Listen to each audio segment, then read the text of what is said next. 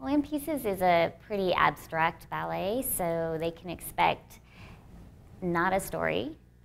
It's going to be movement that's inspired by the music. Even though there are couplings, it's going to be up to the audience to interpret it how they want. So it's a pretty creative ballet in terms of movement quality and music, lighting, costumes. So they can expect something that's really going to be almost like a blank slate for them to interpret as they wish. The lighting is very dramatic, and it suits the ballet in terms of, it seems like Val wanted to create something that was very structural, sculptural in some ways. Even though the movement is very visceral, the way that it looks and the shapes that are created are very sculptural, and so you will see a lot of silhouette in this particular piece. Some plays on light and dark, some contrast. I almost think of it looking a little bit like an Escher painting, so it's tonal that way.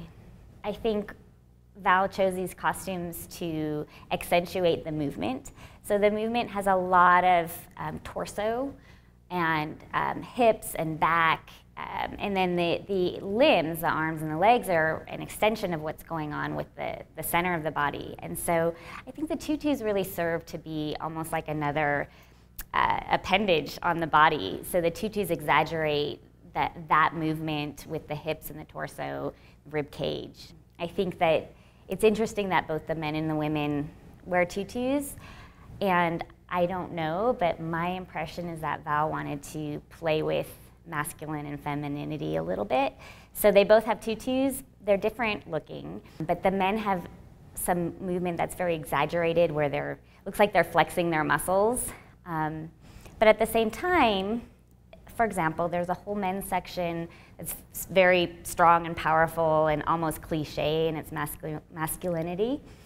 And then right after that, the women come on, and delicately put their hands on the men's chest, and then they push them with this sort of weight and strength, as if to say, almost making fun of what they just did, which was very strong and powerful and masculine. So I think maybe the tutus play with that a little bit as well. It's not a conventional, traditional way of looking at men and women.